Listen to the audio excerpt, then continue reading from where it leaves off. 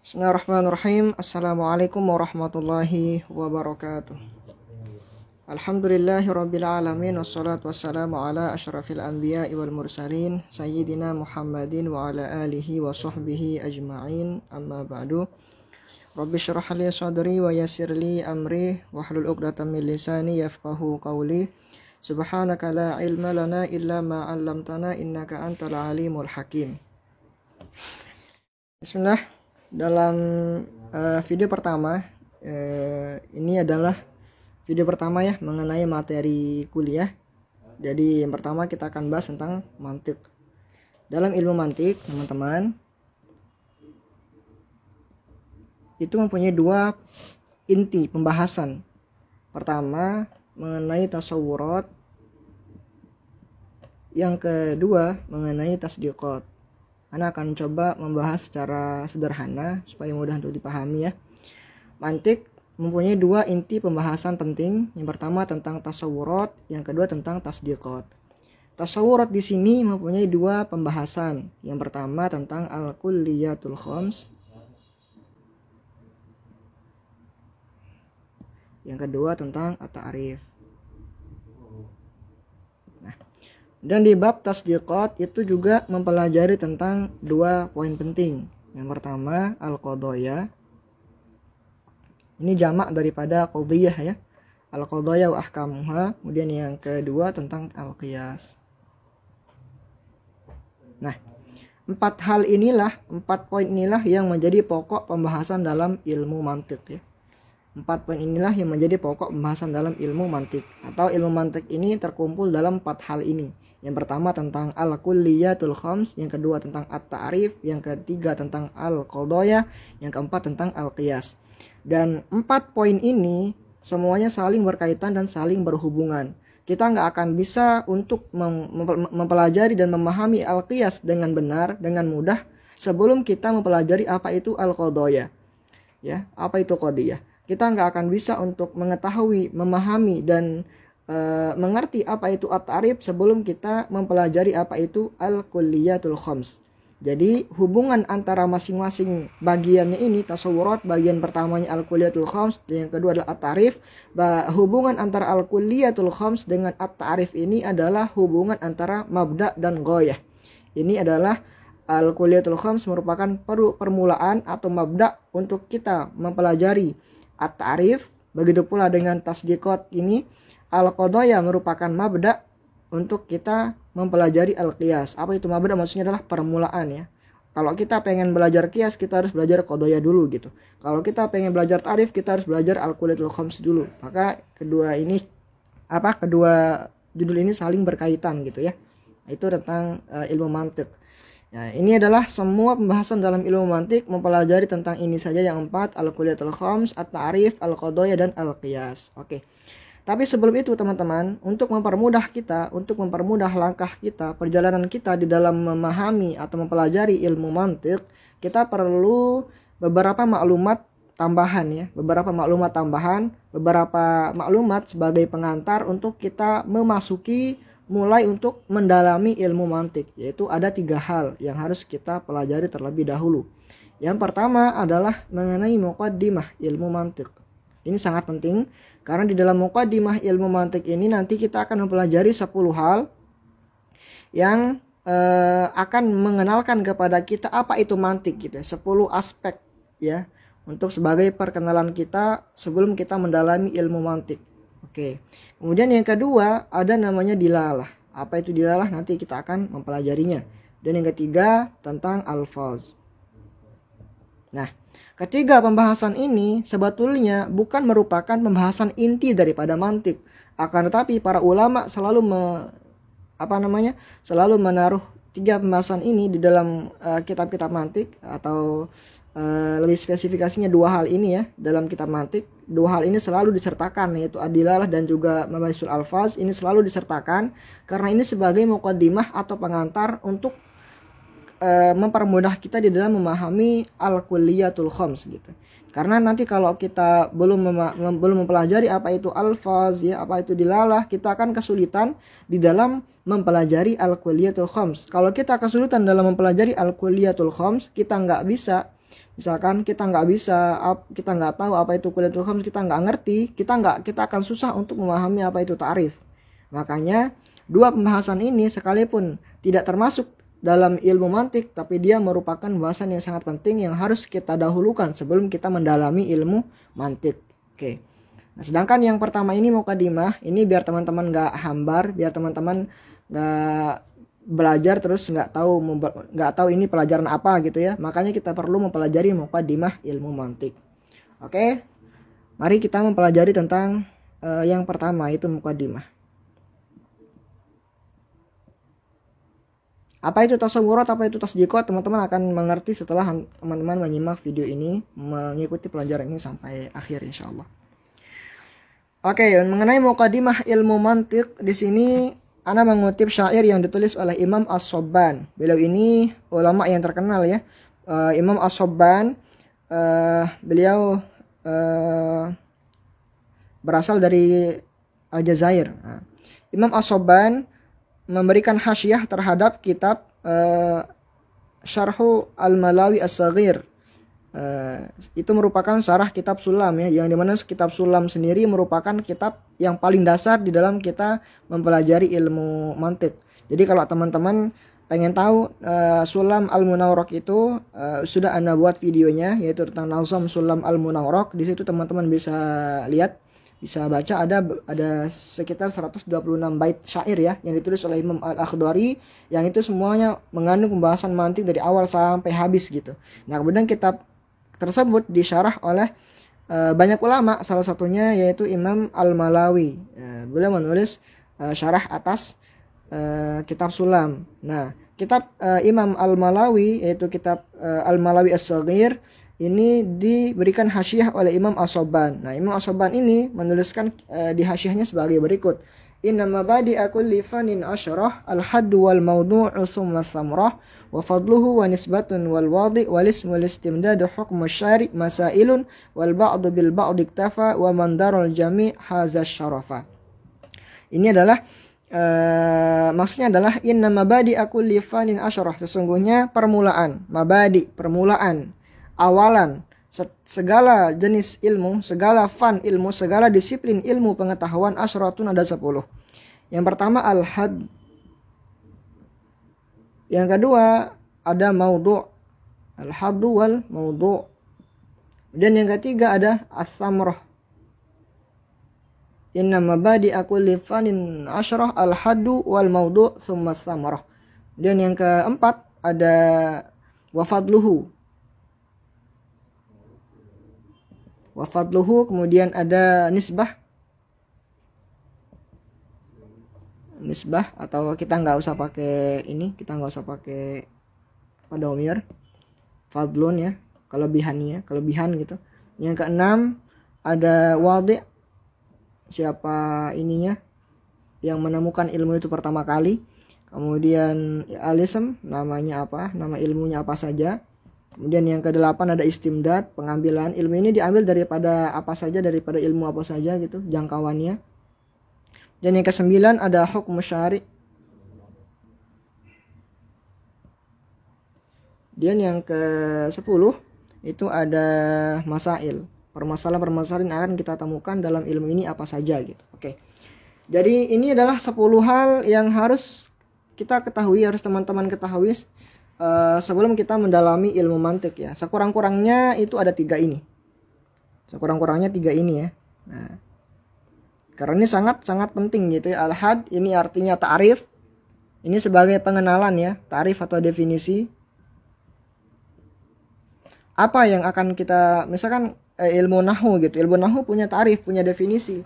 Ilmu nahwu ini apa sih? Nah, itu maksudnya ke al-had gitu ya. Supaya kita mengetahui apa itu ilmu nahwu gitu. Itu ada definisi atau ta'rif, al-had. Dan maudhu ini adalah subjek pembahasan. Objek pembahasan, bukan subjek. Objek atau yang akan dibahas dalam ilmu ini apa gitu, objek. Dan yang samara ini adalah buah atau faidah ya, buah. Samara ini sama diartikan juga dengan faidah, manfaat yang kita peroleh ketika kita bisa ilmu ini apa gitu, manfaat. Oke. Dan fadlun ini kelebihannya apa? Apa alasan kita untuk mempelajarinya? Keutamaan ilmu ini apa sih kayak gitu? Dan nisbatun ini adalah hubungan antara ilmu ini dengan ilmu yang lain itu apa gitu? Hubungannya apa? Kemudian wadi ini artinya siapa yang menemukan? Siapa yang menemukan ilmu ini? Siapa penemu ya? Peletak pertama, penemu. Wadi kan artinya penaruh, peletak. Jadi siapa yang meletakkan dasar-dasar ilmu ini pertama kali kayak gitu. Dan walismu namanya apa saja, isim, kemudian pengambilannya dari ilmu apa gitu, dari apa saja pengambilannya. Dan hukum syari, hukum mempelajarinya apa? Udah jelas. Masailun ini permasalahan yang akan kita bahas di dalam ilmu ini apa saja. Nah, oke. Ini adalah 10 hal yang harus kita ketahui sebelum kita mendalami kulli fanin ya, bukan hanya ilmu mantik, tapi di sini Imam As-Sabban mengatakan inna mabadi'a kulli fannin asyarah. Segala macam ilmu pengetahuan kita harus mengetahui 10 hal ini dulu sebelum mendalaminya gitu. Pertama, ada had, yaitu merupakan definisi atau ta'rif. Kemudian maudhu, objek yang akan dibahas apa saja. Kemudian samarah, yaitu manfaat. Kita mempelajari ilmu ini apa. Kemudian yang keempat, fadluhu, yaitu kelebihan atau keutamaan ilmu ini apa daripada ilmu yang lain. Dan nisbah, hubungannya dengan ilmu yang lain apa. Dan wadi, siapa penemu atau peletak dasar pertama kali ilmu ini gitu. Dan yang ketujuh ada alism, namanya apa saja, karena nanti satu disiplin ilmu itu akan mempunyai beberapa nama gitu ya. Seperti ilmu mantik nanti akan kita baca 6 atau 7 nama untuk ilmu mantik gitu, supaya orang gak asing gitu. Bukan ilmu mantik saja namanya, tapi ada nama yang lain gitu. Dan yang ke-8 ada alistimdad, yaitu pengambilan atau ilmu ini diambil daripada ilmu apa kayak gitu. Kemudian yang ke-9 ada hukum syari. Bolehkah kita mempelajari ilmu ini, hukum mempelajarinya apa gitu? Apakah sunnah, wajib, mubah, makruh, atau haram kayak gitu. Nanti kita akan mempelajarinya. Dan yang ke-10 ada masail. Masail ini ya permasalahan yang akan kita temukan dalam ilmu ini apa saja. Itu nanti kita akan kupas secara lebih mendalam. Oke, kita masuk ke yang pertama, yaitu tentang ta'rif ilmu mantiq. Ta'rif ilmu mantiq birrasam. Ini ada tulisan birrasam. Birrasam ini merupakan salah satu bagian daripada ta'rif ya. Ta'rif itu nanti ada banyak macamnya. Jadi teman-teman kita akan pelajari itu nanti ya. Tapi di sini sebagai pengenalan saja. Birrasam ya. Ialah alatun qanuniyatun taqsimu mura'atu hadhihin anil khata' fil fikr. Ini adalah ta'rif atau definisi ilmu mantik. Buat teman-teman yang bertanya apa sih ilmu mantik itu? Jawabannya di sini. Ilmu mantik adalah alatun qanuniyatun. Suatu alat. Qanuniyah ini artinya yang qanuniyah kan merupakan sifat ya. Sifat daripada alat. Alat yang merupakan sistem gitu. Alat yang berupa sistem. Alat yang berupa sistem atau undang-undang gitu. Alat yang berupa sistem atau undang-undang. Taksimu mura'atu hazihin, yang dengan kita menjaga kaidah-kaidahnya itu akan bisa menjaga azihna, akal kita, pikiran kita, anil khotok, daripada kesalahan fil fikri di dalam berfikir. Nah kayak gitu.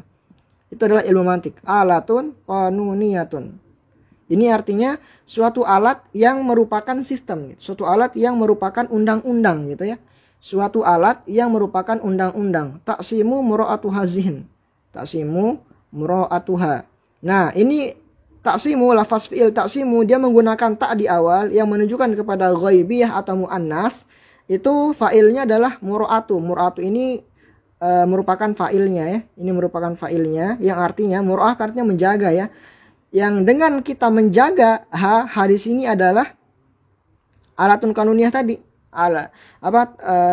Alatun kanuniyatun taksimu mura'atuha. Jadi ini kembali kepada alatun qanuniyah. Dengan kita menjaga alatun qanuniyah, dengan kita menjaga alatun qanuniyah, dengan kita menjaga hukum atau undang-undang atau aturan dalam mantik, ya, itu akan menjaga azihna, akal kita, anil khotok, daripada kesalahan fil fikri di dalam berfikir kayak gitu. Jadi secara bahasa Indonesianya ilmu mantik adalah sekumpulan alat-alat yang merupakan peraturan atau undang-undang yang kalau kita menjaga undang-undang itu akan menjaga pikiran kita daripada kesalahan dalam berpikir. Saya ulangi, ilmu mantik secara bahasa Indonesianya definisinya adalah suatu alat yang merupakan peraturan atau undang-undang yang kalau kita menjaga peraturan atau undang-undang itu akan menjaga akal atau pikiran kita daripada kesalahan di dalam berpikir. Nah, kayak gitu. Itu adalah definisi ilmu mantik. Ya, definisi ilmu mantik. Oke. Jadi kalau misalkan ditanya apa itu ilmu mantik, jawabannya yang tadi. Kemudian di sini ada syarhut ta'rif. Syarhut ta'rif ya, Anda bacakan secara cepat saja. Ini karena ini yang ada di sini, yang PDF yang ada di sini merupakan rangkuman daripada materi perkuliahan di Al-Azhar ya. Jadi kalau teman-teman mau berkuliah di Al-Azhar Asy-Syarif itu di tingkat pertama, di tahun pertama dan di tahun pertama itu akan mempelajari mantik yang ini. Semua ini ada berapa? Ada 15 halaman rangkuman pelajaran mantiknya. Alatun ini merupakan wasitatun bainal fa'il wa munfa'ilihi fi wusuli atharihi ilaihi. Ya, alat yang namanya alat adalah wasitah, perantara di antara orang yang mengerjakan dan yang dikerjakan itu di dalam sampainya asar kepadanya gitu. Kalau misalkan kita menjahit gitu ya, jahit kita menggunakan benang dan juga jarum. Nah, kita nggak bisa menjahit kalau nggak ada jarum sama benang. Jadi menjahit itu akan terlaksana kalau ada benang ya, sebagai perantara ya. Mengertilah bagaimana alat kan. Dan qanuniyah ya qaidatun ammah, jadi merupakan kaidah yang umum. Tasmilu jami'a ma tahtaha minal afrad atau qaidatun ammatun tandariju tahtaha jami'u juz'iyatihi, ya, itu artinya kaidah yang secara umum yang mencakup segala hal. Ya, nanti teman-teman akan tahu apa itu afrod, nanti akan Anda jelaskan. Kemudian apa itu juz'iyat nanti juga akan dijelaskan. Oke, kita skip terlebih dahulu biar penjelasannya nggak panjang. Ta'simu mura'atu hadhihin anil khata' fil fikr, maksudnya adalah bisyartin an nura'iya qawaidahu. Kalau kita menjaga kaidah-kaidahnya, kita menerapkan kaidah-kaidah yang diajarkan dalam mantiq, maka la budda min tatbiqi qawaidihi tatbiqan amalian bil fi'l. Kita harus mengamalkan semua kaidah-kaidahnya dengan benar gitu ya. Maka itu akan menjaga pikiran kita daripada kesalahan ya dalam berpikir, menjaga akal kita daripada kesalahan dalam berpikir ya. Itu secara adian, maksudnya secara kebiasaannya gitu. Bukan berarti ketika orang sudah bisa mantik dia cara berpikirnya akan selalu benar, enggak. Jadi akan meminimalisir kesalahan orang di dalam berlogika ya. Meminimalisir kesalahan orang di dalam berlogika. Itu adalah fungsi ilmu mantik yang di sini. Ta'simu mura'atu hadhihin anil khata' fil fikri. Meminimalisir kesalahan orang di dalam berpikir atau berlogika ya. Bukan berarti ketika orang sudah paham mantik kemudian logikanya akan selalu benar, enggak seperti itu. Oke. Itu adalah Anda anggap selesai pembahasan yang pertama tentang tarif ilmu mantik, oke. Kemudian yang kedua yaitu tentang apa di sini maudhu ilmu mantik. Apa maudhu atau yang akan kita bahas dalam ilmu mantik ya? Yaitu di sini dituliskan maudhu ilmu mantik, maudhu ilmu mantik al-ma'lumat at-tasawwuriyah wa tasdiqiyah min haitsu annaha tuwassilu ila majhulin tasawwuri aw tasdiqi. Nah, oke. Apa yang akan kita pelajari ialah al-ma'lumat, beberapa maklumat atau maklumat sama dengan ilmu ya. Al-ma'lumat, beberapa pengetahuan at-tasawwuriyah yang bersifat tasawur, wa tasdiqiyah dan bersifat tasdik. Min haitsu annaha tuwassilu ila majhulin tasawwuri aw tasdiqi. Yang mana maklumat yang tasawwuriyah dan maklumat yang tasdiqiyah tadi mengantarkan kita kepada sesuatu yang belum kita ketahui, kepada suatu tasawur yang belum kita ketahui, kepada suatu tasdik yang belum kita ketahui ya. Itu maknanya. Jadi yang akan kita pelajari adalah beberapa maklumat yang bersifat tasawur ataupun tasdik, yang mana maklumat-maklumat yang tadi akan mengantarkan kita kepada suatu yang majhul, sesuatu yang belum kita ketahui, baik itu berupa tasawur ataupun tasdik. Oke, misalkan kayak gini teman-teman. Misalkan Anda mengatakan tempoyak. Tempoyak ini merupakan suatu Anda tuliskan di sini tempoyak ya, misalkan. Tempoyak ini merupakan suatu nama ya, suatu nama gitu, suatu nama ya, suatu nama. Teman-teman nggak akan bisa membayangkan, mentasawur, tasawur itu yang membayangkan ya, membayangkan di dalam benak antum apa itu tempoyak itu nggak akan bisa sebelum antum tahu apa itu tempoyak. Jadi ini kan suatu yang masih majhul tasawuri ya. Tempoyak ini merupakan majhul tasawuri, majhul tasawuri. Nah, bagaimana cara kita mengetahui yang majhul tasawuri ini? Dengan maklumat, dengan beberapa pengetahuan yang lain ya. Seperti misalkan Anda mengatakan apa itu tempoyak? Tempoyak adalah sambal yang terbuat dari durian. Nah, kata sambal dan durian ini merupakan maklumat. Ini merupakan maklumat yang tasawuri, tapi dia mengantarkan kita untuk mengetahui sesuatu yang majhul tadi. Nah, dengan mengetahui apa itu sambal dan juga durian, itu mengantarkan kita untuk mengetahui apa itu tempoyak. Nah, itu yang dimaksud dengan al-ma'lumat at-tasawwuriyah aw at-tasdiqiyah min haitsu annaha tuwassilu ila majhul tasawwuri aw tasdiqi. Sambal ini kan sesuatu yang maklum. Durian juga sesuatu yang maklum. Nah, kedua sesuatu yang maklum ini mengantarkan kita untuk mengetahui sesuatu yang majhul tadi. Ini yang akan kita pelajari dalam ilmu mantik. Jadi apa yang akan dipelajari, apa maudhu ilmu mantik adalah al-ma'lumat at-tasawwuriyah. Beberapa maklumat yang bersifat tasawur ataupun tasdik min haitsu annaha tuwassilu ila majhul tasawwuri atau tasdiki. Yang mana beberapa maklumat yang tadi seperti sambal dan juga durian ini mengantarkan kita untuk mengetahui sesuatu yang majhul untuk kita tasawurkan, untuk kita bayangkan gitu ya. Nah, setelah ana memberikan beberapa maklumat ini yaitu sambal dan juga durian, antum baru bisa menggambarkan di dalam benak antum apa itu tempoyak. Tapi sebelum ana memberikan antum maklumat sambal dan durian ini, antum nggak tahu apa itu tempoyak. Makanya itu disebut dengan majhul tasawuri, sesuatu yang masih buta untuk antum tasawurkan. Nah, seperti itu yang akan dipelajari dalam ilmu mantik. Oke, paham ya? Nah, di sini dikatakan tariful maklum. Oke, kita tutup sampai di sini. Sekarang kita akan mengkaji satu persatu. Apa itu? Kan di sini dijelaskan ya, al-ma'lumat atau tasawuriyah. Apa itu maklumat? Ini harus kita perjelas maknanya. Apa itu tasawur, apa itu tasdik. Nah, ya. Makanya ini ada penjelasannya kayak gini. Apa itu maklumat? Di sini ada beberapa pendapat ya. Tariful ilmi awil maklumah. Yang pertama, indal mutakallimin. Ini indal mutakalimin. Mutakalimin ini ulama-ulama kalam ya, ulama-ulama yang berbicara tentang tauhid, tentang akidah.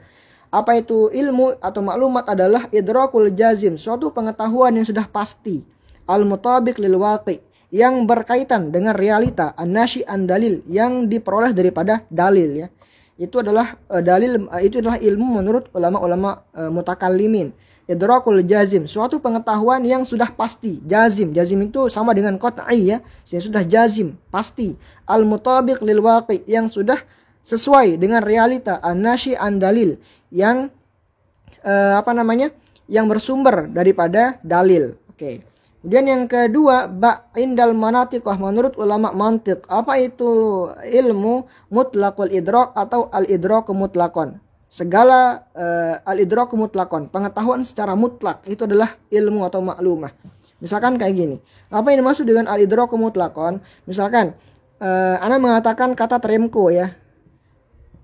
Tremko ini antum kalau di Indonesia ya belum tahu apa itu tremko. Tetapi ketika ana mengatakan tremko adalah sejenis angkutan umum gitu ya. Angkutan umum. Nah, ini merupakan pengetahuan baru untuk antum. Nah, ini juga bisa disebut dengan maklumat. Pengetahuan antum bahwa tremko ini adalah angkutan umum itu merupakan maklumat. Jadi nggak ada batasan. Tidak ada sesuatu yang lebih spesifik seperti yang dijelaskan oleh ulama-ulama kalam. Ulama kalam kan mengatakan idrakul jazim, harus pengetahuan yang sudah pasti, qat'i, al-mutabiq lil waqi, yang sangat yang sudah sesuai dengan realita, an-nashi an dalil, dan ada dalilnya. Itu sesuatu yang spesifik dan mendetail gitu ya. Sedangkan ulama mantik memberikan definisi yang sangat basit, yang sangat sederhana. Segala bentuk ilmu pengetahuan, segala bentuk pengetahuan yang baru itu merupakan maklumat. Oke. Misalkan antum belum tahu apa itu karneh, misalkan karneh itu adalah apa itu karneh? Karneh itu adalah kartu mahasiswa. Nah, pengetahuan antum bahwa karena itu merupakan kartu mahasiswa itu juga merupakan al-idraku mutlaqan, suatu pengetahuan, suatu maklumat, itu bisa disebut dengan maklumat menurut ulama mantiq. Nah, kayak gitu. Oke, jelas ya apa arti maklumat. Kemudian, nanti kalau teman-teman belajar lebih spesifik lagi ya, ala ilmu itu antum akan ketemu al ilmu ini adalah muradiful faham awil ma'rifah, merupakan sinonim atau persamaan kata daripada faham dan ma'rifah. Kemudian nanti al-ilmu ini dia maknanya ada dua, yaitu idraku haqiqatu syai'. Kalau al-ilmu ini satu maf'ul, kalau dia satu maf'ul membutuhkan satu maf'ul saja, maka itu artinya idraku haqiqatu syai'. Tapi kalau misalkan dia membutuhkan dua maf'ul, lafaz al-ilmu misalkan membutuhkan dua maf'ul, maka maknanya adalah, atau maf'ul lain ya, maknanya adalah idrakul hukmi ala syai'. mengetahui hukum ada sesuatu, idrakul hukmi ala syai'. Ya. Misalkan ya ini ada pembahasannya ada tersendiri panjang sih. Anda nggak akan menyinggung ini terlebih jauh ya. Ntar insya Allah kita akan menjelaskan ini ketika kita mempelajari materi kuliah tentang ulumul Quran atau ulumul hadis. Kita akan kupas habis masalah ilmu ini. Oke.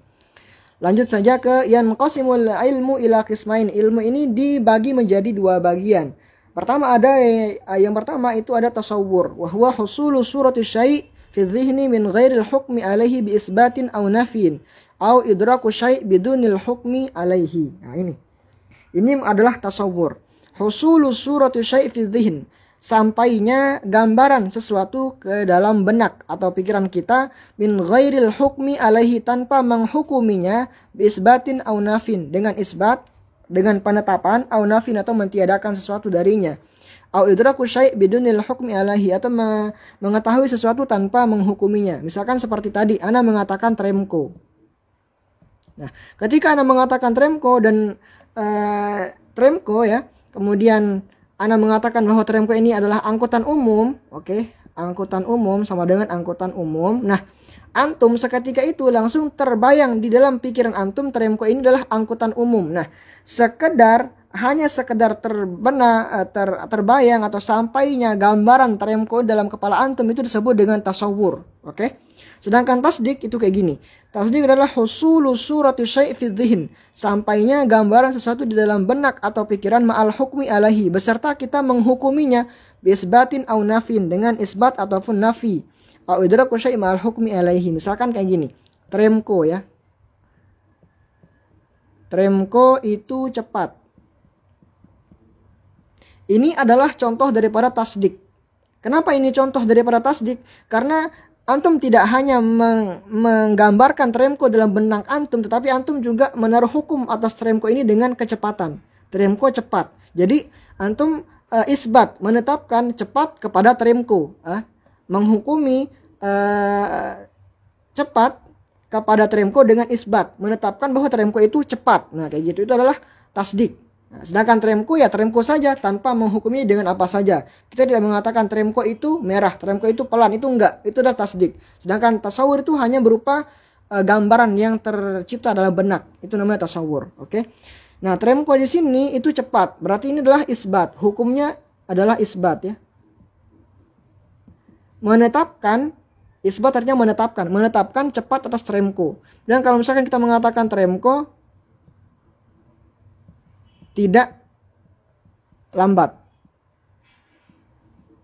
ini sama dengan nafi ya, menafikan kelambatan daripada Tremco. Ini juga termasuk hukum ya, ma'al hukmi alaihi. Kita menghukumi Tremco ini dengan nafi, tidak lambat, menafikan lambat daripada Tremco. Ini merupakan tasdik. Nah, oke.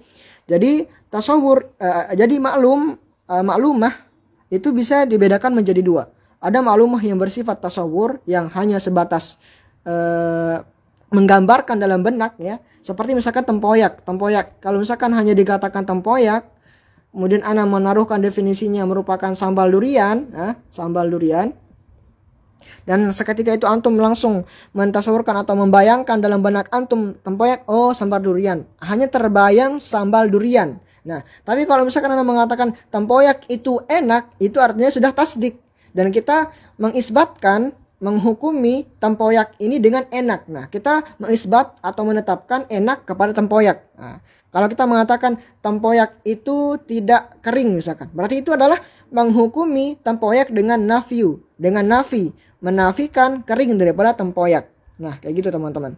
Oke, bisa dibedakan ya apa itu tasdik dan juga tasawur. Nah, jadi secara gampang seperti itu ya, apa itu tasawur, apa itu tasdik. Misalkan Anda mengatakan tisu. Nah, ketika Anda mengatakan tisu, langsung tergambar dalam benak antum tisu. Oh, tisu doang. Itu merupakan tasawur. Sedangkan ketika Anda mengatakan tisu itu lembut, berarti ini adalah tasdik. Ini merupakan tasdik. Kenapa? Karena kita menetapkan lembut kepada tisu. Oke? Menghukuminya dengan isbat. Atau misalkan tisu itu tidak basah. Berarti ini merupakan tasdik. Oke, merupakan tasdik. Kenapa tasdik? Karena husulu surati syai' fi dzihn, sampainya gambaran tisu di dalam benak, kemudian ma'al hukmi alaihi bisbatin aw nafi, beserta kita menghukuminya dengan isbat atau menafi. Kalau kita mengatakan tidak basah, berarti kita menghukumi dengan basah ini, menafikan basah ini kepada tisu ya. Kita memberikan hukum yang berupa nafiu basah kepada tisu, mentiadakan basah kepada tisu. Oke, ini merupakan tasdik. Jelas ya teman-teman ya?